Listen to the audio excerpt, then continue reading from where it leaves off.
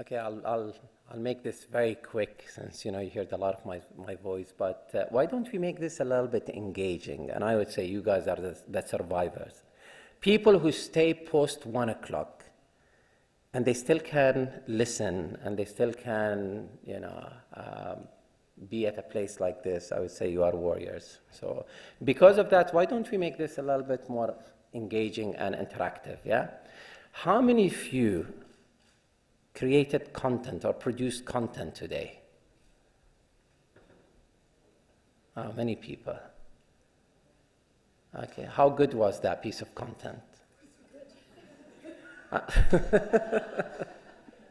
Well, the reason why we can always judge our content, there are a lot of judging, mechanism nowadays, retweets, reposts, likes, Did you have something that you are very proud of and you feel that had an impact on other people?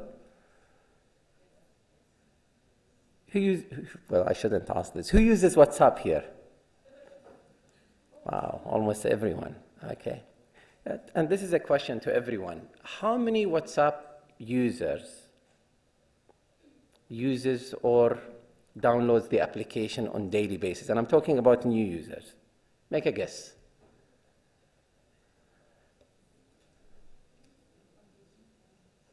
Just give me a number. 1 million. This is on daily basis. How many total number of WhatsApp users we have in the world? 1 billion. It's exactly 1 billion. Now, this is a question probably I'm sure a lot of people would not guess this right. What is the most country that uses, based on their population and penetration, uses WhatsApp in the world? No. No. Africa, where in Africa? No, it is Africa, but where in Africa? It is South Africa. South Africa, okay. Well, basically just a few questions I wanted to start the session with. Very quickly, I'm not gonna take you through this entire presentation. It's basically about content. And let me just, I'm sure everyone recognizes, the person here, the founder of Microsoft. And this was a statement at that time did not make much sense. And he meant it when he said everything is about content, but he didn't know that content is going to become everything. So when we come and we say, did he mean king or, content is king or Kong or King Kong? Now this exactly what happens in 60 seconds on the internet. And I'm sure you can relate almost to 90% of everything that sits here, right? Okay, let me take you through the next slide. Now, quality versus quantity, Ms. Nashwa said it here, a lot of noise are out there, but at the end of the day, how much of that noise or content matters? Something Google applied recently, they started rewarding authority and shareability. Why they're doing this? It's a process of filtration. They don't want you to suffer when basically you search for content. But that exactly tells us now there are a lot of different softwares and devices and applications are coming to filter our content. So it's not about just any content that would survive there. Okay, let me see. Now the difference between traditional and digital, again, for someone who's been hosting shows and doing programs would easily figure this out. We used to do the traditional through mediums. There's TV, newspaper, radio station. Digital, you don't need a medium. You produce a content, you distribute the content immediately, so that engagement happens immediately through your channel. Okay. Let's look at it when we go to the cinema, and this is exactly what's happening today. Where is the focus? The focus is on the story, right? It doesn't matter. I mean, we don't look at it. No one asks what sort of projectors are they using. Is it more of a digital? Is it analog, etc.? It's the story. It is the movie. So everything is moving towards the storytelling as well. Okay, I'm not sure if my presentation is heavy. This is, again, another example. We have a lot of platforms, but then These platforms are obsolete without content. But then this takes us to our next slide. Okay. Who's the ultimate King Kong of content?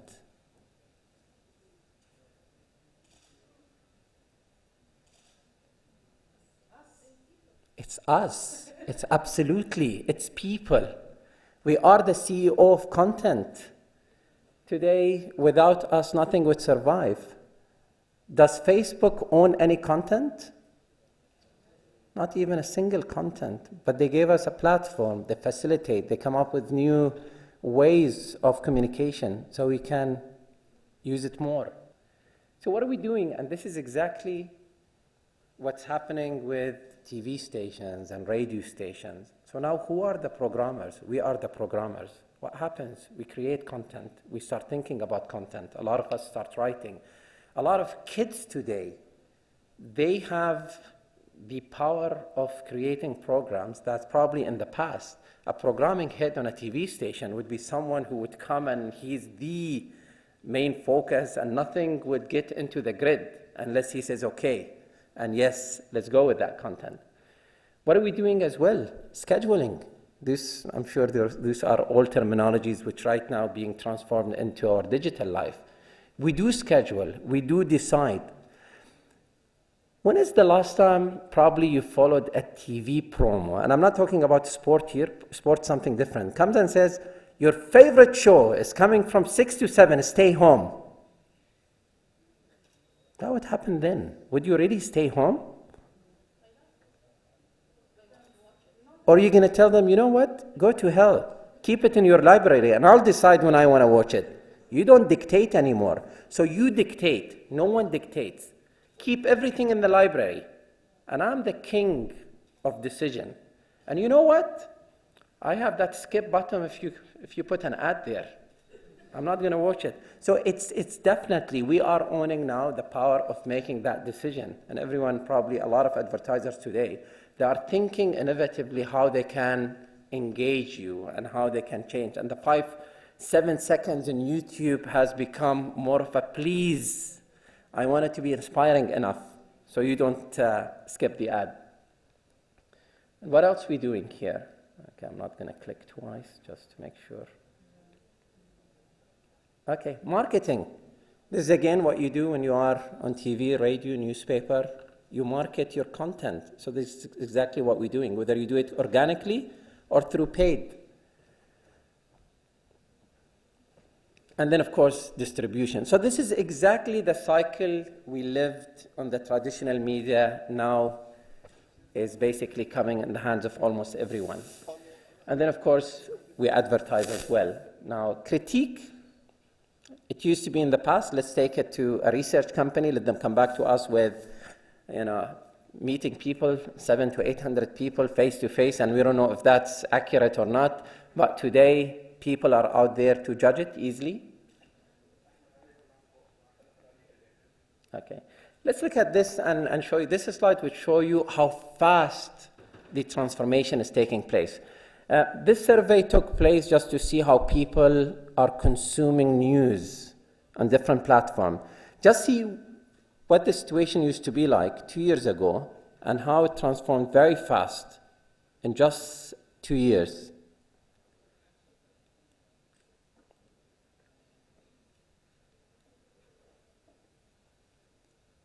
Okay, I'm trying. I think I'm enjoying this. I hope I don't go to bed tonight and, still clicking.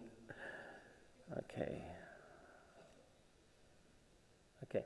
Visual is the new definition of, and I'm sure you all agree, everything is moving towards visual now. Infographic, video, animation, GIF files, anything within, the visual stream is what's going to take you to the next level. I'm going to skip a lot of slides here, very much related to visual, and it shows you how any content which is visually driven is going to give you more or better leads within the social stream. Okay, these are content statistics. And then I would like to conclude with 3-4 slides. Now, what happens when you are going through your timeline? You pause, right? Or you stop. When do you stop? when something is interesting enough, right? This is when you stop. This is when you want to watch. This is when you want to consume that piece of content. So it should be interesting enough. But then what happens when, what makes you stop there? Because it touched your heart. But this is what I would call it as well. This is where the engagement happens. So this is a time you need to stop that person. This is the engagement period. It's either it's going to continue or it's going to break. So you need to decide, is it a one-time thing or is it a journey? Okay, still doing that jump. So let me take it back. Okay, let me ask you another question here. How many times, and I'm sure now the algorithm of a lot of different social platforms, once you go back to the page, it gives you, that feed of a content that you viewed probably half an hour ago or an hour ago. But do we take an advantage of that? Do a lot of brands come and say, you know what? That many number of people watched my content. Now I need to give them the second piece of content. When I need to engage them. This is exactly what we're talking about when we say putting a ring. This is where start that journey with them. Otherwise, you're going to lose them. They might not come back again. Okay. Of course, we talked about touching the heart and then make it simple. I know a lot of people, they try to complicate it. These days of $1 million production or TVC, in my opinion, I'm not sure if Ms. Nashwa would agree with me or not, is gone. It's about simplicity. It's about something that it has that naturalism, So a lot of people, when they come and they say, I don't have a budget to do what? Your budget is your ideas and how much you can do with these ideas. Look at a lot of these videos that scored 50 million and 70 million and 80 million. You think they were made of, you see a little cat running here and there, and then you come and you are curious and you'll share it and you'll love it, and etc. At the end of the day, it was a cat running probably in a naughty way and doing some act and inspired you and made you laugh. But then this type of content, I don't know if you are aware of this or not, but there is an agency, and if you Google, you'll find it. There is an agency based on cats. Everything they do around the world, because they realize, pets and especially cats, they get a lot of viewers. So they said, why don't we have cats linked to every brand? But please don't go finding a cat somewhere in the street and try to do something with it, because it might not work. Content that pulls and it does not push away.